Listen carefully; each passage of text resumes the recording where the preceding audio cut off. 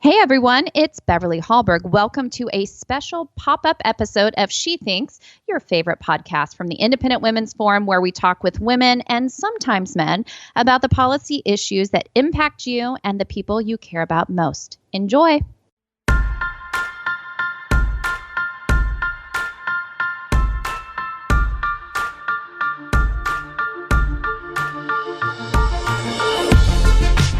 Hi, my name is Kelsey Bowler. I'm a senior policy analyst here with Independent Women's Forum.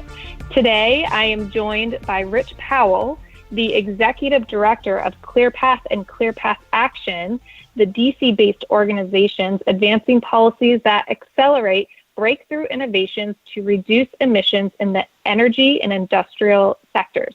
You've probably read Rich's work, which has been published in the Wall Street Journal, FoxNews.com, Washington Examiner, The Hill, and so forth. His name and his work is all over a number of national and regional publications. So, Rich, we are very honored to have you on She Thinks today. Thank you so much for joining us. Well, thank you so much for having me, Kelsey, and to the Independent Women's Forum. I'm a huge admirer of what y'all do and really appreciate the time. Well, we always appreciate having our male guests on our She Thinks podcast. So let's get to it.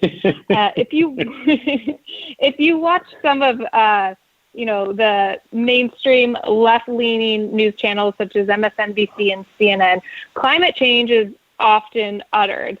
A lot of times we're told that because of climate change, the sky is falling, the world is ending, our children and grandchildren probably won't survive. And then some people on the other side of the political spectrum, perhaps over on Fox News and other stations, tend to downplay the issue of climate change as a narrative for Democrats to advance a top-down government takeover of the economy. Tell us where your organization, ClearPath, stands on this issue and how you think is the correct way for conservatives to approach it. That's a great question, Kelsey. So, here's the thing. We think that climate change is real and that global industrial activity is the primary contributor to it happening. We think that there's real risk there. And we think that the solution to this global problem is a global solution. So we think that clean energy technology needs to be made cheaper and more affordable and more reliable so that it can be used here in the United States and so the markets can take it up. And even more importantly, so that we can export it around the rest of the world. The rapidly developing world is actually where most of the emissions come from today and where certainly most of the emissions in the future will come from. And so the real challenge in all this is getting our clean energy technology out to the South Africas and Nigerias and Indias and Indonesias and Chinas of the world that are developing really rapidly. So we spend a lot of time thinking about how to make clean energy cheaper so that those markets are more likely to take it up themselves.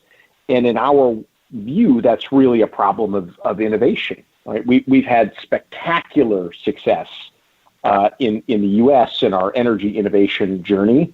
And that's brought us everything from nuclear energy, which is the most important source of clean energy in the U.S. today, to natural gas, which has totally changed the U.S. energy system over the past couple of years, the shale gas revolution, the hydraulic fracturing revolution, all the way to the newer technologies like solar panels and windmills and ways to store energy for long durations. And so we really think it's an energy innovation challenge, and that's where we focus at ClearPath. And help us with some of the terminology here, which I can tell you firsthand experience has taken me some time to form a solid foundation in. When we hear global warming, climate change, carbon emissions, what exactly are we talking about? And how is that all different than just saying pollution or talking about plastic straws? Sure. Yeah, I mean, this is a wild and complicated world. I think the first thing to think about is that the problem of climate change as we see it is really different than the problem of pollution. I mean, I think pollution is when there's some chemicals caused by industrial activity or something that are being released into the air or the water that we breathe in or ingest, and that directly harms human health, right? That's kind of traditional pollution. And so most of our environmental law, and no one wants pollution, right? Everyone wants, pristine, air, pristine water. We don't want to go back to, the era in the 50s and 60s when, Lake Erie would occasionally catch on fire because there was, so much stuff being dropped into Lake Erie, right? Nobody wants to not be able to see Pittsburgh because of all the, the black smoke from the industrial activity when you fly over Pittsburgh, which is today kind of a beautiful, sparkling city, right? Nobody wants to go back there. Climate change is a really different challenge. It's caused by a bunch of different gases that individually aren't harmful for us to breathe in and breathe out. The biggest one is carbon dioxide. We all breathe in and breathe out carbon dioxide every day. It's not a toxic chemical. It's not a traditional pollutant. The challenge is that as carbon dioxide and a few other gases build up in the atmosphere, they have an effect, which is often called a greenhouse effect. And basically it means that the more light that hits the planet from the sun, a lot of that light is trapped in the atmosphere as heat in the same way that a greenhouse can stay warm in the winter, right? When the sun comes through the windows, even on a cold day outside. And so this greenhouse effect is something that sort of can warm the planet. We say climate change because it warms the planet, more in some places and less in others, and really just causes extreme weather, which is problematic for a bunch of different reasons. So the problem with all this is that basically everything we do in modern society releases these greenhouse gases like carbon dioxide. So every time you get into your automobile, every time a steel plant somewhere else in the world rolls out steel, which eventually ends up back in the United States as a car or as a pipe or as a hairdryer, basically everything releases these. And so when we think about reducing the problem of climate change, it does mean reducing the way we power our whole economy and make most of the things that we take for granted today. Can you also explain the difference between clean energy and renewable energy and put into context the political divide there?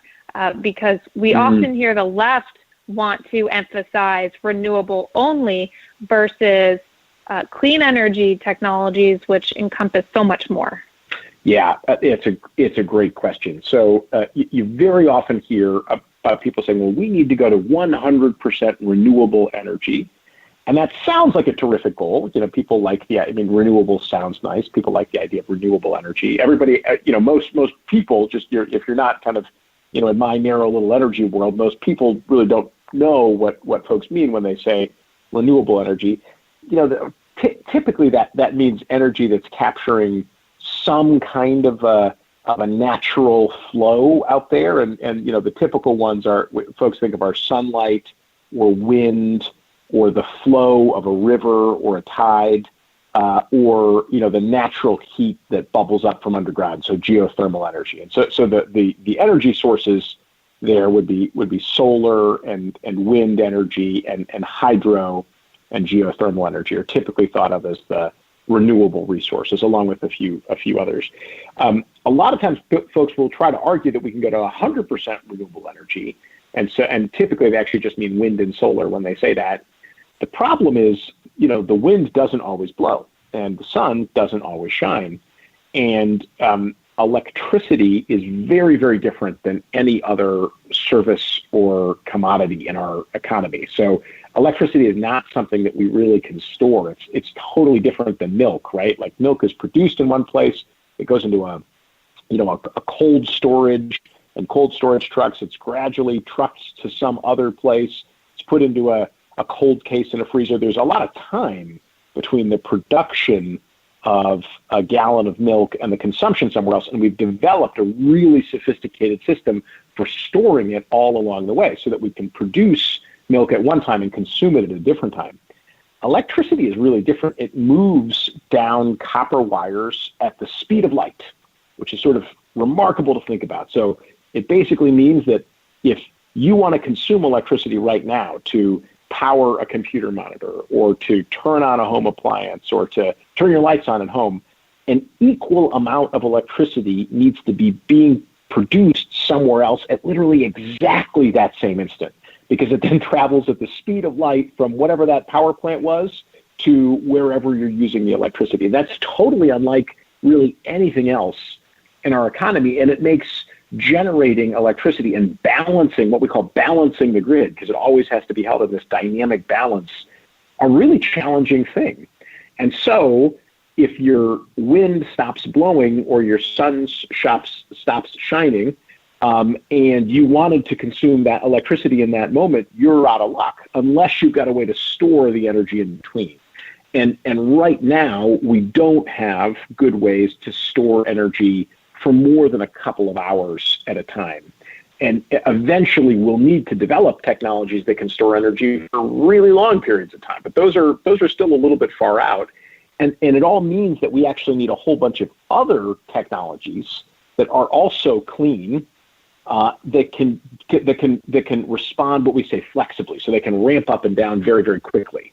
And the other technologies that can do that don't have greenhouse gas emissions and that can respond and produce electricity whenever we need to are things like nuclear energy, or continuing to use fossil fuels like coal and natural gas and oil to produce electricity, but doing it with equipment that captures the emissions so the greenhouse gas emissions don't get up into the atmosphere, and a few other things. And so there's a big, frankly, pretty partisan fight over, do you want to go 100% renewable and just use that wind and solar and try to do all kinds of crazy things to keep the grid in balance, or are you willing to accept a number of these other technologies alongside wind and solar and go with a clean energy future? That's certainly where we are. And I think a lot of the folks that have really, really deeply analyzed the energy grid and kind of looked at the energy future would tell you that the best way to get a clean grid, but also to preserve the affordability of the grid, and most importantly, to preserve the reliability of the grid, so that we don't have events like, we had in Texas recently where the grid failed, and that wasn't only the fault, that was the fault of a lot of different things. But we've all seen the consequences of non-reliable grids. If we want to keep things reliable and affordable and make them clean, we need a portfolio of a bunch of different clean energy technologies, including some of these other things like advanced nuclear, like fossil fuels with carbon capture, like hydropower and geothermal and energy storage. And so ClearPath spends a lot of time working on those technologies that are both flexible and that would produce a clean grid. Yeah, it's frustrating to watch the Biden administration, many on the left who are climate activists, focus on renewables only as the solution to climate change. Often this encompasses more regulations, higher taxes, and mandates inside the U.S., equipping every American with solar panels or an electric car whose parts and batteries were made with dirty coal or slave labor over in China. There seems to be a lot of hypocrisy or just narrow-mindedness, not viewing this issue as the global issue that it is. So on that note, where is the Biden administration going wrong in this approach, and what is the GOP doing to counter that with global solutions? Well, I think first and foremost, there's been, in the early days of the Biden administration, there was a lot of this kind of rule by executive order, and a lot of them kind of going after symbolic things like shutting down the Keystone XL pipeline, which would have brought, frankly, just would have replaced a lot of trains carrying oil into the United States from Canada, which is our biggest trade partner. And frankly, an oil train is a pretty dangerous thing, right? This stuff's already coming in by trains. Instead, we're going to do it on a pipeline. They're even proposing to power the pipeline with clean, renewable, energy, and still it's shut down by the Biden administration as sort of a symbolic win for the environmental community. Definitely not a sort of a pro-climate measure, really, and pretty divisive. Similarly, they've decided that they're going to stop or at least suspend new production of fossil fuels on U.S. federal lands. And that's pretty problematic from our perspective. A lot of a clean energy future could actually continue using fossil fuels. But we have a virtually infinite amount of natural gas in this country. There are ways to use natural gas to produce energy in a clean, zero emission way with new technology. And I'm really concerned about taking that option off the table if we say that we're not going to produce any new fossil fuel resources on public lands. And so I think that there were some missteps, there. I do think that Republicans are bringing to the table a increasingly comprehensive suite of solutions on this. Just at the end of last year, Chairman Murkowski of the Senate Energy and Natural Resources Committee and a number of other Republican senators led us through to the Energy Act of 2020, which is the largest energy and climate bill passed in more than a decade. You had great leadership there. I'll give a shout out to the terrific female leadership there from Senator Murkowski. Senator Collins had the Better Energy Storage Technologies Act, which is something to sort of set up a moonshot on developing that innovative energy storage technology as well. And so you had kind of good Republican leadership there at the end of last year. We got that done. This year in this new Congress in the House, Leader McCarthy has actually just as of a couple of weeks ago rolled out a pretty comprehensive clean energy and climate package, which includes things like using natural climate solutions. So doing a global program of tree planting, which would pull a lot of the CO2 back out of the air. That could be really helpful. And it could help people in conserving wild lands and in helping working forests. You also have a lot of commitment to these clean or cleaner fossil fuel technologies. And so there's a lot of kind of leading incentives for carbon capture technology that were included in that rollout. So I think conservatives are leaning into this with a message that's focused on innovation and on carbon capture and on reforming permitting and getting government out of the way of clean energy development and on using natural climate solutions. Yeah, from my perspective, conservative lawmakers have certainly stepped up in the past couple of years in proposing very serious solutions and actually enacting them. As you mentioned, it's interesting, you don't hear them getting much of any credit for this in the media. The country, those on the left claim to care so much about fighting climate change, and yet, they can't share credit with the other side when we are able to find that rare common ground. The solutions that ClearPath supports sound very reasonable. Why are we now hearing reports of White House environmental justice advisors expressing opposition to clean forms of energy, such as nuclear and carbon capture projects? And are you optimistic that ultimately we will be able to find bipartisan solutions here? Yeah, this is one that's really kind of mystifying, Kelsey. I mean, this recent sort of Environmental Justice Council released a report that frankly, I think the administration is going to do its best to ignore, because it goes against a lot of the things the administration has said about wanting to include all of the clean energy technologies in its plans. But this council basically said you can't cite anything they disagree with in any community that's been labeled an environmental justice community. So that'd be a community that has borne a disproportionate share of pollution or of economic inequality in the past. And I think they really get it wrong. I mean, they completely disregard all the benefits that a community would see. I mean, if you go to a community that hosts a nuclear power plant, which to some folks that don't live around them may seem scary, you won't see better schools, you won't see cleaner air, you won't see a wealthier energy workforce anywhere in the country, right? These are some of the best and highest paying jobs. There's a fantastic tax base, that supports thriving communities. These things are built in 10 years and then they run for 80 years. And then at the end of life, there's another 10 years of decommissioning. So it's literally a century of clean, strong economic activity, terrific jobs all around one of these plants. And so this environmental justice